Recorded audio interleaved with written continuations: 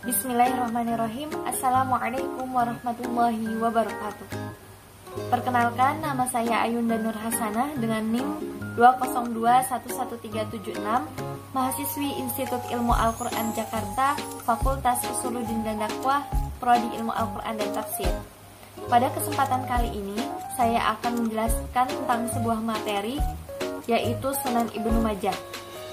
Video ini saya buat sebagai tugas akhir semester dari mata kuliah kajian kitab hadis yang diampu oleh Bapak dosen Dr. Sofyan Effendi, STHIMA.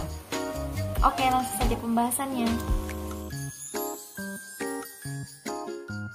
Pembahasannya yaitu mencakup 2, biografi penulis dan identifikasi kitab. Pembahasan pertama yaitu mengenai biografi Imam Ibnu Majah. Siapakah Imam Ibnu Majah? Imam Ibnu Majah memiliki nama lengkap Abu Abdillah Muhammad Ibnu Yazid Ibnu Majah Ar-Rabi' Al-Qazwini. Beliau dilahirkan di Qazwin, salah satu kota di Irak pada tahun 209 Hijriah dan wafat pada tanggal 22 Ramadan tahun 273 Hijriah di usia 74 tahun. Irak merupakan bagian dari Persia yang sangat terkenal telah banyak menghasilkan orang-orang ahli ilmu. Nama Majah merupakan nama sebutan atau nama gelar karena ayahnya Imam Ibnu Majah disebut juga Majah Mawarab'ad. Ibnu Majah hidup pada masa pemerintahan dinasti Abbasiyah, tepatnya pada masa kepemimpinan Khalifah Al-Ma'mun 198 Hijriah sampai akhir kepemimpinan Khalifah Al-Muqtadir 295 Hijriah. Selanjutnya yaitu kepribadian Imam Ibnu Majah. Para ulama hadis menilai Imam Ibnu Majah merupakan seorang yang alim, dipercaya, pendapatnya dapat dijadikan hujah, dan banyak menghafal hadis Nabi. Oleh karena itu, Imam Ibnu Majah pantas diteladani karena memiliki jasa-jasa besar dalam mengumpulkan hadis-hadis Nabi dan berhasil menyemarakan kegiatan ilmiah di bidang ilmu hadis. Sejak berumur 15 tahun, Imam Ibnu Majah sudah merantau ke berbagai negara untuk menuntut ilmu. Khususnya untuk ilmu hadis, beliau berguru kepada Ali ibnu Muhammad At-Tanafasi hingga beliau berumur 20 tahun.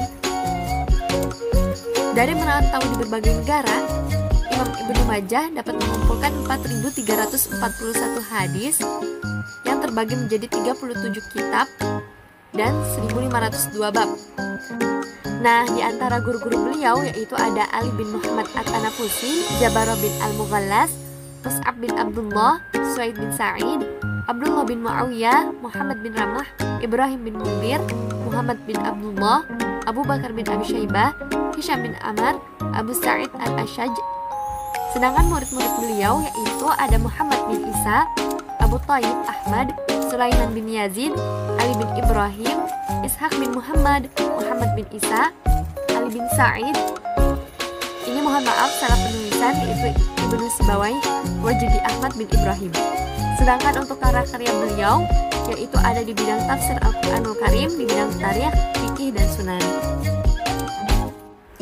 Selanjutnya yaitu latar belakang penyusunan dan penamaan kitab Sunan Ibnu Majah. Kitab Sunan Ibnu Majah ini sebenarnya bukan nama yang diberikan oleh Ibnu Majah sendiri.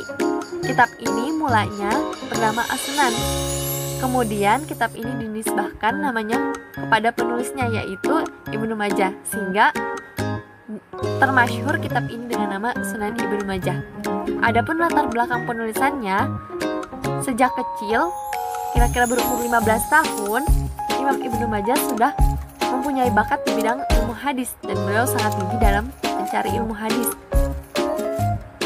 Sehingga beliau sering mengumpulkan hadis-hadis Nabi dan kemudian karena untuk mencegah kekeliruan para ulama dalam memberikan kejelasan, akhirnya kitab ini ditulis.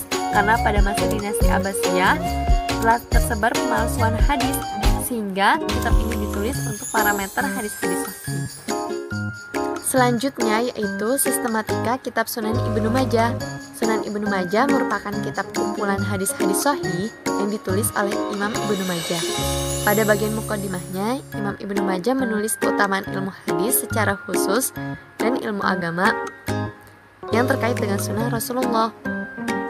Imam Adz-Dzahabi dan Abu Hasan Al-Qattan mengatakan bahwa Sunan Ibnu Majah memuat 4.000 hadis yang terbagi menjadi 32 bagian dan 1.500 bab. Sedangkan Fuad Abdul Baqi mengatakan bahwa Sunan Ibnu Majah termuat 4.341 hadis yang terbagi menjadi 37 bagian dan 1.515 bab. Sehingga jumlah yang paling mutakhir menurut perhitungan yang dilakukan oleh para pakar hadis adalah 4.341 hadis. Sistematika penulisan kitab Sunan Ibnu Majah ini merujuk pada tema-tema fikih sebagaimana kitab sunan-sunan lainnya yang diawali dengan bab taharah, kemudian dengan tema-tema yang lainnya. Oke, berikutnya yaitu metode kitab dan kualitas hadis-hadisnya. Sebagaimana yang telah dijelaskan sebelumnya, penyusunan bab-bab di dalam Sunan Ibnu Majah ini menggunakan penyusunan bab-bab dalam kitab fikih. Adapun metode yang dipakai yaitu penyusunan hadis-hadisnya dikelompokkan berdasarkan bab-bab di dalam kitab fikih untuk memudahkan pencarian dalil-dalil hukum fikih. Kemudian tidak menyebutkan syarat-syarat sanad hadis, tidak menjelaskan status atau mengomentari hadis yang diriwayatkan, tidak mengulang penulisan sanad dan hadis, meriwayatkan hadis yang mansukh terlebih dahulu, kemudian baru hadis yang nasih. Dan judul bab dalam kitabnya kadang-kadang diambilkan dari potongan hadis. Kemudian untuk kualitas hadisnya yaitu di dalam kitab Sunan Ibnu Majah terdapat perawi yang tidak sepenuhnya dapat dipertanggungjawabkan kapasitasnya dalam meriwayatkan hadis. Bahkan ada perawi yang tidak diakui oleh ulama hadis seperti Amr bin Subah, Muhammad ibnu Sa'id, Al-Maslub, dan Al-Waqidi. Oleh karena itu, ini merupakan sebuah kecacatan yang mana semestinya tidak dilakukan oleh seorang ulama ahli hadis. Apalagi Imam Ibnu Majah merupakan orang yang masyhur dalam dunia Islam. Selanjutnya yaitu kedudukan dalam kutubus sittah. Meskipun kualitas hadisnya banyak yang dhaif dan maudhu, akan tetapi Sunan Ibnu Majah memiliki banyak keunggulan, di antaranya dalam aspek penulisannya. Kemudian ada juga hadis-hadis tambahan yang tidak tercantum dalam Kutubul Khamsah. Kutubul Khamsah itu yaitu Sahih Bukhari, Sahih Muslim, Sunan Abu Daud, Sunan At-Tirmizi, dan An-Nasa'i. Oleh karena itu, hadis-hadis tambahan tersebut dapat menambah khazanah hadis-hadis Nabi. Selain itu, banyak juga para ulama yang telah mensyarah kitab Sunan Ibnu Majah. Dan yang terakhir yaitu gambaran cover dan isi kitab Sunan Ibnu Majah. Demikian materi yang saya sampaikan. Saya mohon maaf apabila dalam pembuatan video ini masih banyak kekurangan dan kesalahan. Sekian, wassalamualaikum warahmatullahi wabarakatuh.